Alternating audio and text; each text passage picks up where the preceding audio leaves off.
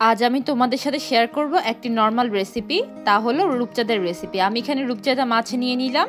এরপর আমি আদা, রসুন আর পেঁয়াজ একসাথে ব্লেন্ডারে ব্লেন্ড করে মিক্সড করে নিলাম, যাতে আলাদা আলাদা আর দেওয়ার ভেজালটা না করতে হয়। এরপর আমি পাতিল এখানে গরমে দিয়ে দিলাম। তারপর দিয়ে দিচ্ছি আমি পরিমাণ মতো সরিষার তেল। তোমরা চাইলে এখানে সয়াবিন তেল ব্যবহার করতে পারো।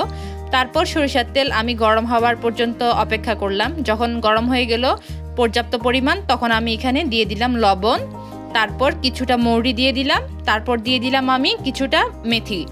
এগুলো ভালোভাবে আমি নাড়াচাড়া করব যতক্ষণ না পর্যন্ত মেথি আর মৌরির স্মেলটা তেলের মধ্যে পুরোপুরি চলে না আসে।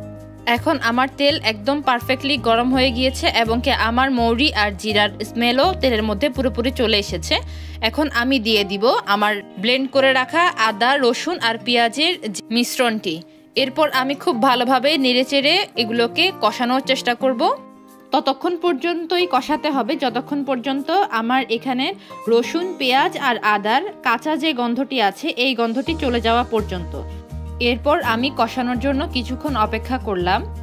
তারপর এই পর্যায়ে আমি এখানে দিয়ে দিব আমার মাছের পরিমাণ অনুযায়ী এখানে আমি দিয়ে দিলাম মরিচের গুঁড়ো, তারপর দিয়ে দিলাম ধনিয়া আর জিরার গুঁড়ো, তারপর দিয়ে দিলাম এখানে হলুদ গুঁড়ো। এরপর ভালোভাবে আমি নাড়তে থাকবো যাতে নিচে না লেগে যায়।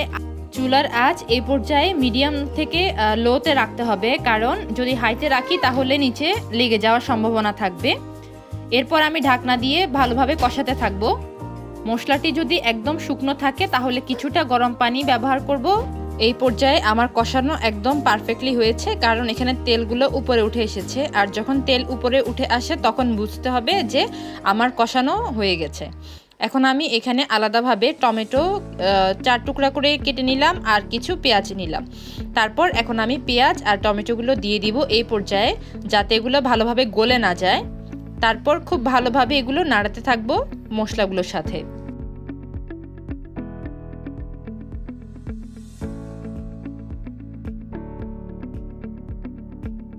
এখন আমি এই তরকারিতে ঠিক যতটুকু ঝোল খাবো ঠিক ততটুকুই পানি দিয়ে দিব, দিয়ে আমি ঢাকনা দিয়ে রাখবো।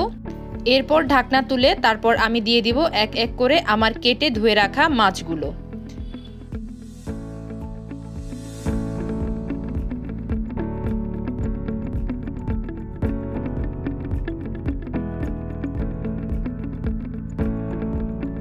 সবগুলো মাছ দেয়া শেষে আমি ঢাকনা দিয়ে কুক করে নিলাম একদম রেডি হওয়া পর্যন্ত। এর মাঝখানে কয়েকবার এসে নেড়েচেড়ে দেখেছিলাম।